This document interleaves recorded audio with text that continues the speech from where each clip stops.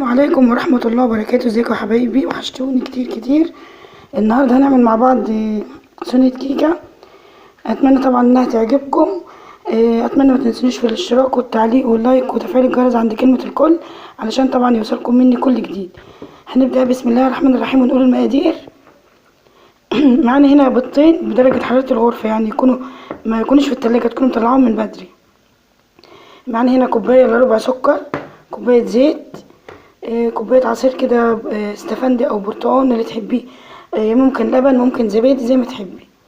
معانا كيك شيف، بيكنج باودر، معانا فانيليا وذرة ملح. ومعانا هنا زي ما انتم شايفين كده كوبايتين دقيق. هنبتدي بسم الله الرحمن الرحيم. احنا حاطين هنا حاطين البيض. هنحط عليه دلوقتي الفانيليا وهنضرب البيض.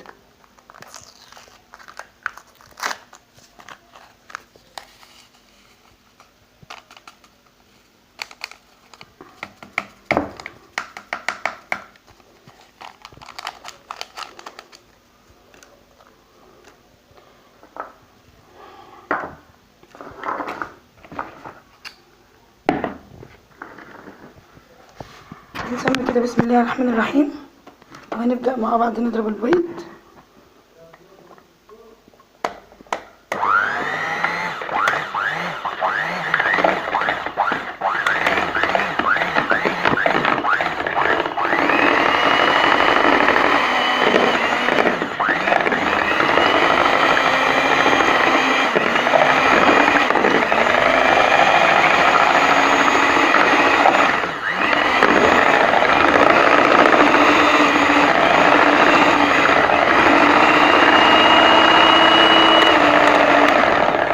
بصوا يا جماعه، انتوا طبعا هنضرب البيض مع الفانيليا. اول حاجه البيض مع الفانيليا، وبعدين ننزل بالسكر ونضربهم مع بعض. انا طبعا هضربهم بس عشان الصوت، وهوريكم طبعا النتيجه لغايه لما البيض يعني لونه يبيض ما يبقاش اصفر. خليكم معايا. شايفين كده يا حبايبي؟ انا كده ضربت البيض. شايفين كده لونه ابيض كده وفتح. هننزل عليه طبعا بالسكر دلوقتي اهو. هننزل كده بالسكر وهنضربه تاني برضو.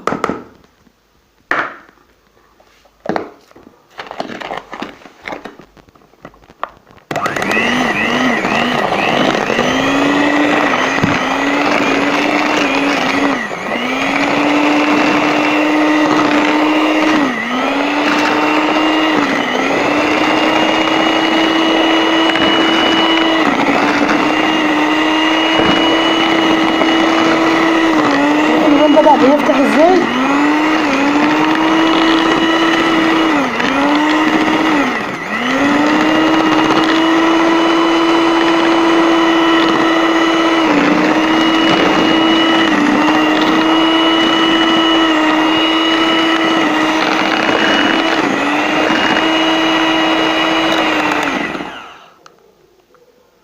دلوقتي هننزل ببقية المقادير. دلوقتي خليكم معايا، هننزل ببقية المقادير. هننزل بالزيت وهننزل بعصير البرتقال. خليكم معايا. طبعا يا حبايبي هنا انا نزلت بالزيت وعصير اليوسفي. هضربه دلوقتي جامد كده، وبعد كده هنزل طبعا بالتدريج.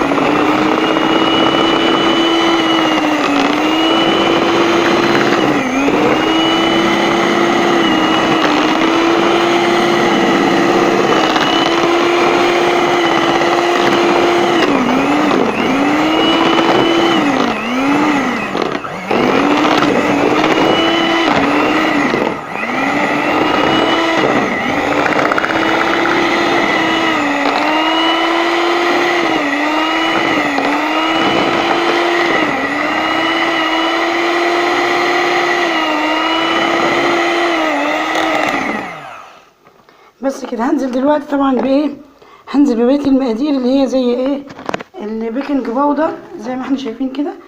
البيكنج باودر هننزل بيه على الدقيق، وذرة الملح،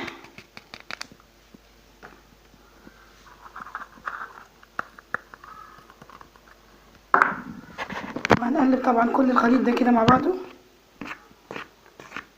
وهننزل بيه طبعا بالتدريج.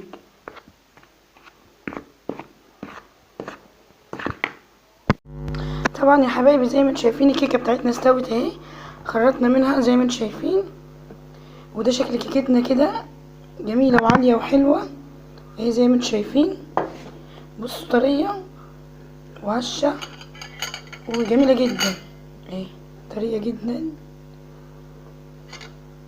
اتمنى طبعا انكم تجربوا الطريقه ديت، واتمنى طبعا اللي يعمل يعني اللي يجي يعمل صينيه كيكه طبعا لازم تكون الادوات بتاعته تكون ناشفه خالص، ما فيهاش ميه خالص، علشان ايه؟ الميه دي بتدي طعم زفوره شويه في الكيكه. انت تنشفي كل الادوات بتاعتك، تشطفيها من بدري وتعمليها طبعا، تغسليها كويس وتنشفيها. لما تيجي تعملي طبعا فيها الكيكه تبقى طعمها جميل وتبقى ريحتها جميله وتطلع زي ما انتم شايفين. يا ريت تمشي على الطريقه بتاعتي، تجربوها، وما تنسوش في التعليقات واللايكات وتفعيل الجرس عند كلمه الكل عشان يوصلكم مني كل جديد. والسلام عليكم ورحمه الله وبركاته.